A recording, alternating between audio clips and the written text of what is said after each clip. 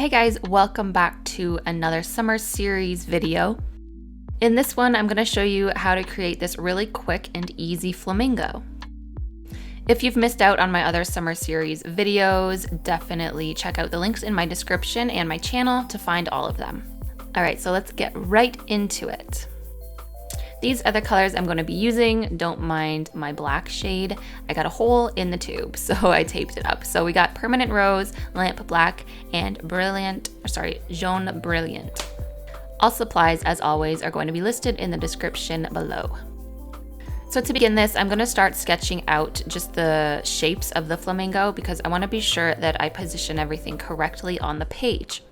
So I'm just using a pink colored pencil right now, and pretty much in the center of my piece of paper, I'm drawing sort of an oblong shape, sort of like a football. And then coming out of the left-hand side of that, I'm drawing sort of an upside down S shape. So the small part of the S is going to be coming out of the body, and the larger part is going to be curved around where the head goes. For the legs, I'm just going to create vertical lines, and one of the legs I'm just going to bend inwards to create that sort of classic flamingo stance. And really that's all we have to do for the sketch. It's just a basic guideline so I know where to put the paint. I'm using Permanent Rose, and I've just added a little bit of water to that. I want to keep this color pretty light to begin with, so I'm just mixing that up on my palette here. And I'm going to go in with my number 8 round Wonder Forest brush. And starting at the head of the flamingo, I'm going to create sort of this circle shape coming off of that S curve. And then I'm going to drag that paint down and follow that shape towards the body. And I'm going to make sure that I thicken up that line just to make sure that the neck has some sort of support. We don't want a little stick neck, we want something a little bit thicker. So I'm just pulling that same paint down around that curve and into the body. It's totally fine if you want to leave a little bit of white space to make this a little looser, as I've done in my previous summer series tutorials. Or you can fill in the entire thing, it's totally up to you. Now I'm just creating these short flicking motions with my wrist, and I'm just creating the basic feathery shapes. I'm following that football shape around with the tip of my brush, and I'm making sure to leave some of those more feathery areas with little pointed tips so that it looks like the brush strokes are just kind of brushed on there really loosely, if that makes sense. And in this piece, I am leaving a bit of white space in the center. It's kind of hard to see on screen right now just because of the color, because it's so light, but I have left some white areas.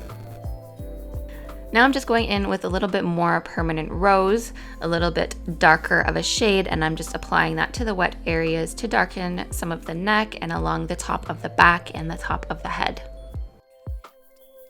And using that same idea, I'm just going to start creating these little swoopy motions using that color as well, just to help define the body a little bit more and give the body area a little bit more dimension.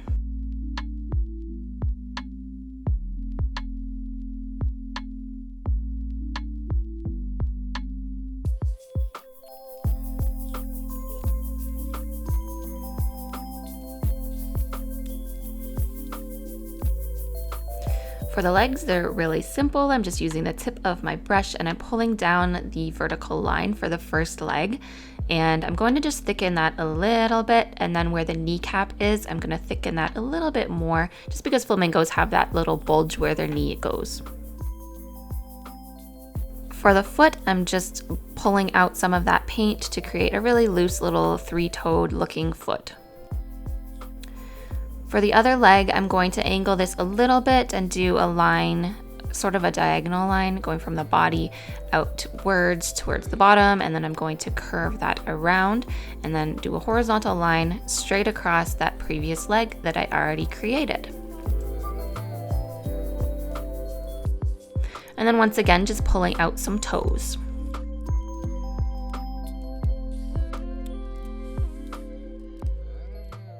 A little bit more Permanent Rose here just to darken underneath the body.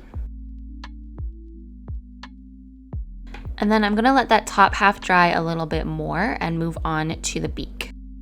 So for the beak, I'm taking a little bit of lamp black on the very tip of my brush, and starting a little bit away from the pink head, I'm going to create sort of this little cone shape. It's basically going to be a little triangle, but the top edge of the triangle is it's tilted upwards just a little bit. And I'm just going to fill that in with the lamp black, and you'll see that I also created just a little line coming from the head to the beak just to connect those two. Next, because the head is dry, I can go ahead and add in a tiny little eyeball.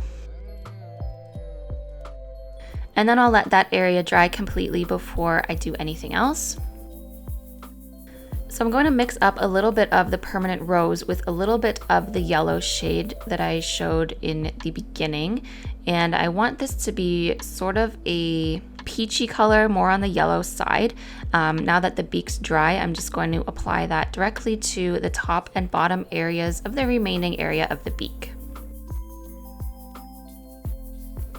I'm going to add another layer just to add a little bit more shadow detail to the piece. So I'm going to take permanent rose again, and this time I'm going to mix it with a little bit of that brilliant jaune, and I'm creating sort of this really not peach, but less permanent rose, if that makes sense. It's just muted the permanent rose a little bit, and I'm going to apply that along the right hand side of the neck, and basically wherever else I think needs a little pop and a little shadow.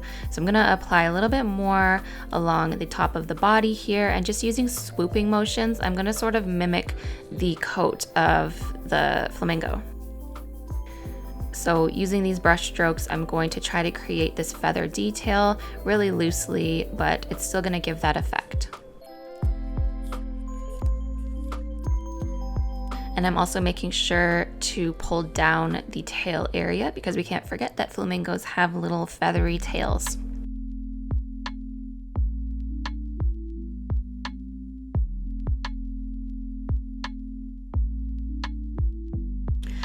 Now I'm going to apply a little bit of more shadow on the legs. So I'm just taking that same color and applying that directly behind where the leg crosses over, and as well as underneath the body.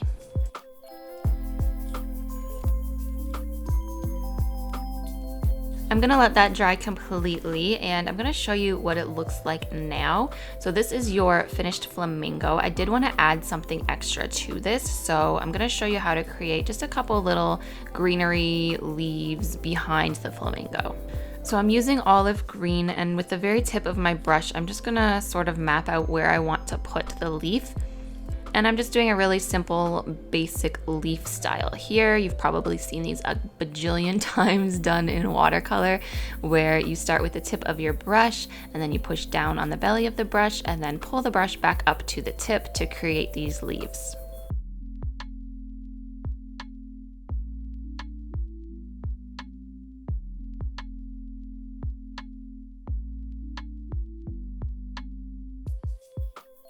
So there is one leaf. I wanted to balance this out a little bit more, so I decided to go in and add another leaf to the other side. I'm just deciding on the placement right now. This is always one of the hardest parts for me. Usually I like to draw in a pencil line, but this will have to do. So I'm just using the tip of my brush again, and starting with that first leaf coming out from the chest area of the flamingo. And this one's gonna sort of bend upwards towards its face. I'm gonna let this layer dry, and then I'm gonna go in with another layer just to add a little bit more dimension to these leaves. So with that first layer dry, I'm just taking a little bit more of a blue-green mixture, and I'm going on top of some of those leaves. It's going to show through a little bit because they are translucent, and I think this just adds a little bit more color, a little bit more depth, and I just like how it looks a lot better than just a straight flat leaf. So this is going to be the end of the video. I really hope you liked it. If you did, please give it a big thumbs up. It really helps the channel out. Also, be sure to subscribe if you haven't, and check out my other videos. I really hope to see you guys in the next one.